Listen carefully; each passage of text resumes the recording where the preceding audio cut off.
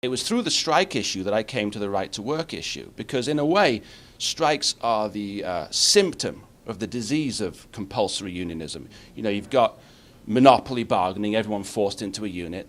Then you've got, in Pennsylvania, forced dues. So they only use that as a weapon to recruit their voluntary members. And then when they're in the monopoly unit, even if they vote no, if they're in the union, they can be forced onto the picket lines anyway.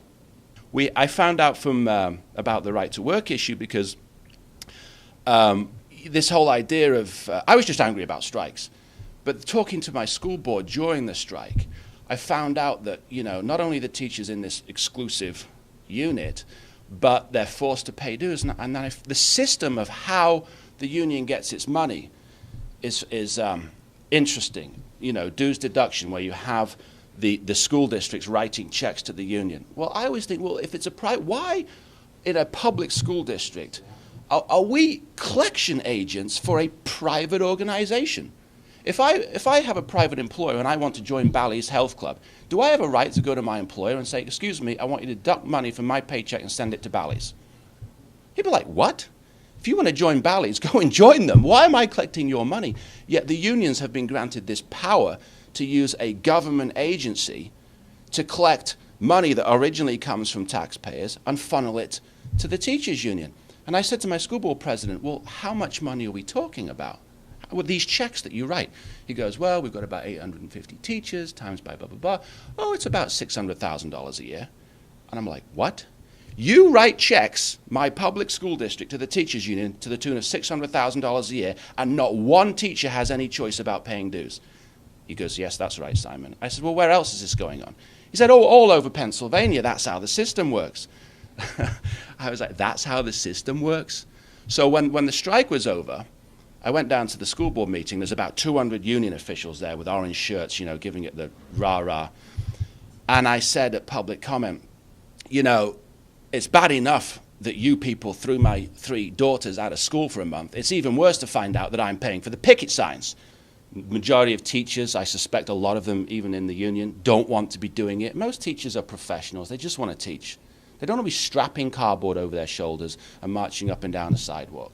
I mean, what the lady said before about being role models, that to me is what the best teachers are. They're role models.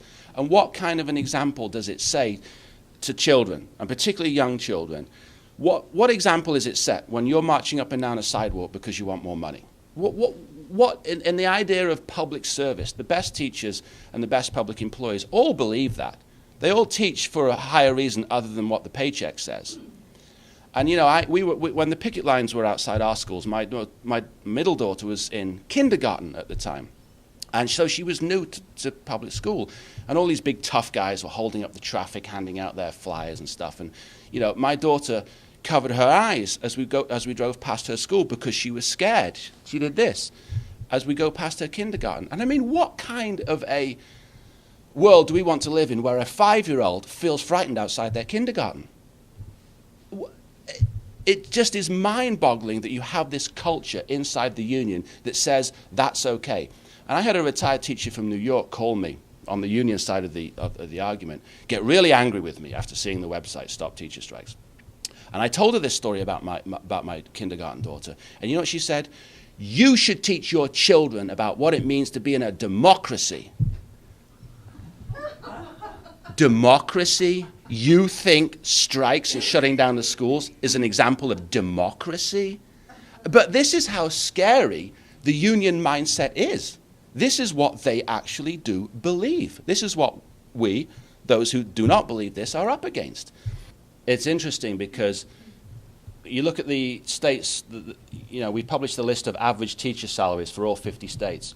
Pennsylvania ranks about number 9 or 10. Out of the top 10 states for highest average teacher salary, 7 out of them don't allow strikes. So there is no argument to say that striking, as I mentioned before, really benefits teachers. It is just a weapon that they use to control membership, which of course is all about collecting dues. In Pennsylvania, the strike issue is important as a link to the right to work issue because forced dues in many ways is an invisible disease. unless you're a teacher, unless you're in a union or a unionized job, you don't see it. It's not something that you read about in the newspaper every day. So it's not something that, for example, if I go up and down my street and talk to my neighbors, it's on their mind. It's on the mind of everyone in this room, but for the everyday person that's not in a unionized job, it's not something that's necessarily a talking point. The strike issue is very useful for promoting right to work because, and well, in Pennsylvania, they're always going on strike. So it's always in the media. You've got parents whose children are being thrown out of school. They're talking about it.